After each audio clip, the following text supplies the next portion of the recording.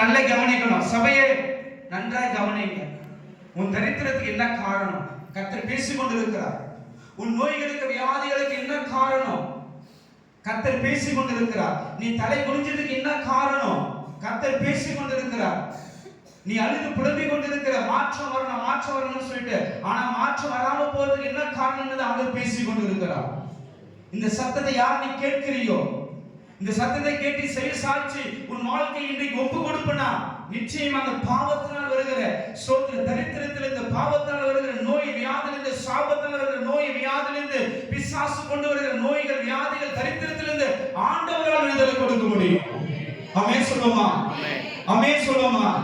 அதுக்கடுத்து நாலாவது ஒரு தலைப்பு, ஃபர்ஸ்ட் பாவத்திலிருந்து விடுதலை, இரண்டாவது மூன்றாவது பிசாசு பிடியிலிருந்து விடுதலை, நான்காவது எதிலிருந்து விடுதலை கொடுக்கிறார் தெரியுமா?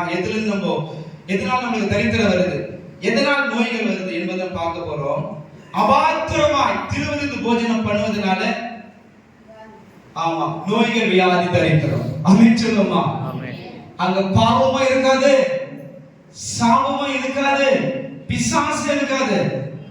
ஆனா நோய் இருக்கும், மனுஷனுக்கு வியாதி இருக்கும், தரித்திரம் இருக்கும். யார் தெரியுமா? அபாத்திரமா போஜனம் பண்றதுனால. 1 கொரிந்தியர் 11வது அதிகாரத்துல 28 30 வரை நீங்க வாசிக்கும் பொழுது அங்க சொல்றாரு, நம்ம அபாத்திரமா போஜனம் பண்ணுகிறவங்க பலவீனப்படுறாங்க, வியாதிப்படுறாங்க, மரணமே வந்து இருக்குதான், நிறைய பேர் மரிச்சிருக்கிறாங்களாம். ஆமென் சொல்லுமா? அப்ப பாத்தியா, பாவத்தினால் மட்டும் ஒரு மனுஷனுக்கு நோய்கள் வியாதிகள் தரித்திரம் வரதில்லைங்க. சாபத்தினால் மட்டும் ஒரு மனுஷனுக்கு நோய்கள் வியாதி தரித்திரம் வரதில்லை. பிசாசால் மட்டும் நோய்கள் வியாதி தரித்திரம் வரதில்லை. நீ அபாத்திரமா போஜனம் பண்ற பாரு, இயேசுவின் மாம்சத்தையும் அவர் ரத்தத்தையும் நீ அபாத்திரமாய் போஜனம் பண்ண பொழுது அது உனக்கு ஆசீர்வாதமா இருக்காது, அது உனக்கு பாவமாக சாபமாக மாறி அது என்ன நடக்கும் தெரியுமா? உன்னை பலவீனப்படுத்தி நோய் வியாதிகளை கொண்டு வந்து மரணத்துக்கு எதுவா நடத்திடலாம். ஆமென் சொல்லுமா? ஆமென் சொல்லுமா? ஆமா, இதுதான் உண்மை, இதுதான் சத்தியம். யோசித்து பாருங்க. பாவம் இல்ல, சாபம் இல்ல, பிசாசு காரியம் இல்ல, நீ நல்லா ஜெபிப்ப, நல்லா ஆராதனை பண்ண, எல்லாம் ஓகே தான். ஆனா நீ பந்தி எப்படி எடுக்கிற? நீ பந்தி எப்படி எடுக்கிறோம்? நம்ம எப்படி எடுக்கிறோம்? வீட்டுல சண்டை போட்டு வந்து பந்தி எடுப்போம், வீட்டுல சினிமா பார்த்து வந்து பந்தி எடுப்போம். ஒரு மணி நேரம் கூட இயேசுவின் மாம்சத்தை புசித்து பானம் பண்ணுவதற்கு நம்மளை ஆயத்தப்படுத்திக்காம வீட்டுல சினிமா நாடகம் என்னென்னோ பார்த்து சண்டை போட்டு மற்ற காரியத்தெல்லாம் பண்ணிட்டு வந்து நீங்க வந்து முட்டி போட்டு, ஆண்டவரே நான் தெரிஞ்சும் தெரியாம செய்த பாவத்தை மன்னியும் சொல்லி நீ அந்த ஒரு நிமிஷம் மட்டும் ஆண்டவர்கிட்ட கேட்டுட்டு நீ அவர் மாம்சத்தை ரத்தத்தை நீ புசிக்கும் பொழுது அது எப்படி உனக்கு ஆசீர்வாதமா முடியும்? அது பாவம் அல்லவா? அது சாபம் அல்லவா? ஏன்னா நம்ம பாவத்தை தான் அவர் பாவமா மாறினாரு, நம்ம சாபத்தை தான் அவர் சாபமா நின்னாராங்க. அந்த மாம்சத்தையும் அந்த ரத்தத்தையும் இன்னாதென்று நீ உணராம நீ புசிக்கும் பொழுது நிச்சயமா பலவீனம் வரதான் செய்யும், வியாதி வரதான் செய்யும், தரித்திரம் வரதான் செய்யும், மரணமே வரும். அது யாரால உலகத்தில் யாரால அதை தடுத்து நிறுத்த முடியாது. யார் தெரியுமா? தேவனுக்கு விரோதமான துணிகரமான பாவம், அது துணிகரமான பாவம். அந்த நாள் எப்படி தான் இருக்கணும் தெரியுமா? அந்த பக்தி இருக்கிற எப்படி தான் இருக்கணும் தெரியுமா? என் ஆண்டவர் என்னை ரட்சித்தாரு, நான் அடிமைத்தனத்தில் இருந்தேன், நோயில் இருந்தேன், வியாதியில் இருந்தேன். இயேசுவாகிய தெய்வம் ஆட்டுக்குட்டியானவர் எனக்காக அடிக்கப்பட்டாரு.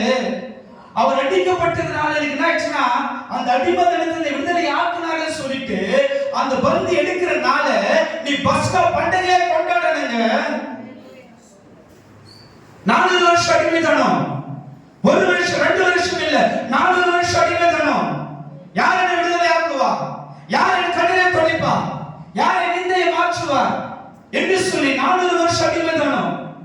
கர்த்தர் மோசே அனுப்பி சொல்றாரு, இன்றைக்கு ஆட்டுக்குட்டியை தெரிஞ்சு கொள்ளுங்க, இந்த ஆட்டுக்குட்டியை அடிச்ச அந்த ரத்தத்தை இலைக்கால பூசுங்க, அந்த மாம்சத்தை பூசி இன்றைக்கு 4 வருஷம் அடிமைத்தனம் மாறுதுன்னு சொல்லி அடிமைத்தனத்திலிருந்து விடுதலை ஆக்கப்பட்ட நாள் தாங்க பஸ்கால வச்சாரு. அதை தான் நீ என்ன பண்ண? இயேசு மாம்சத்தை ரத்தத்தை நீ புசிக்கணும்னா நீ சந்தோஷமா வந்து புசிக்கணும். நான் அடிமதத்தில் இருந்தேன், பாவத்தில் இருந்தேன், சாபத்தில் இருந்தேன், நோயில் இருந்தேன், வியாதியில் இருந்தேன், தரித்திரத்தில் இருந்தேன். என் இயேசு எனக்காக பலியானாரு, அவர் ரத்தம் எனக்காக சிந்தப்பட்டுச்சு, அவர் என்னை விடுதலை ஆக்குனாருன்னு சொல்லிட்டு அந்த நாள்ல ஆண்டவருக்கு நன்றி செலுத்தும்படியாய் அவர் பாடுகளை நினைவு கூர்ந்து, உனக்காக வைச்ச ஆசீர்வாதங்களை நினைவு கூர்ந்து செய்கிற காரியம் அது. ஆனா அந்த விஷயத்தை கூட ஒருவேளை உபவாசம் கூட இருந்து ஜெபிச்சு வந்து எடுக்க மாட்டேங்கிறோம். 1 மணி நேரம் ஜெபிச்சு கூட வந்து எடுக்க மாட்டேங்கிறோம். எவ்வளவு துணிகள் நமக்குள்ள இருக்கிறது. அதனால தான் இன்னும் பாவம் மாறல, சாபம் போகல, இன்னும் கட்டுகள் உடையல, இன்னும் தரித்திரம் ஏன் மாறாம இருக்க காரணம் தெரியுமா? உனக்கிட்ட துணிகரம் இருக்கிறது, துணிகரம் இருக்கிறது. அந்த நாள் எப்படி எடுக்கணும் தெரியுமா? பழைய புளித்த மாவோடு அல்ல, புதிதாக பிசைந்த மாவோடு. பவுல் நிருபத்தில் சொல்றாரு, அந்த பழைய புளித்த மாவு எது? பழைய வாழ்க்கை எடுக்க கூடாது. அப்படி எடுக்கிறவன் இஸ்ரவேல் புத்திரனுக்குள்ள என்ன பண்ணா? தேவ ஆலயத்துக்குள்ள என்ன பண்ண முடியாது, அவன் இருக்கக்கூடாது, அவன் புறக்கணிக்கப்படணும்னு சொல்லப்படுது. பழைய வாழ்க்கை எடுக்க கூடாது. நீ பந்தி எடுக்கிறனா அப்போ உன் ஜீவி என்ன பண்ணணும்? அவன் ஆண்டவருக்கு ஒப்பு கொடுத்து பரிசுத்தமான எடுக்கணும். நீ ரட்சிக்கப்பட்ட ஞானஸ்நானம் எடுக்கிறதுக்கு முன்னாடி எப்படி ஒரு ஜீவி இருந்துச்சோ அதே போல இங்க வந்து முட்டி போட்டுக்கின்னு அதே போல ஜீவித்தோட அதே புளித்தமாவோட எடுக்கிறனா இதுதாங்க வியாதி, நோய், தரித்திரம், மரணத்தை கொண்டு வரும். இயேசு கிட்ட அவர் இந்த பூமியில பிறந்ததுனால என்ன ஆசீர்வாதம் தெரியுமா? ரட்சிப்பு, பாவம் மன்னிப்பு எல்லாம் கரெக்ட் தான். அங்க ஆண்டவர் சொல்ற, என் நிமித்தமாய் அநேகர் விழுகிறவரும் எழுத்துக்குழுவில் இருப்பாங்க. அவர் வந்துட்டாரு, சொல்றாரு, என் நிமித்தம் அநேகர் விழுகிறவர்களும் எழுத்துக்குழுவில் இருப்பாங்களாம்.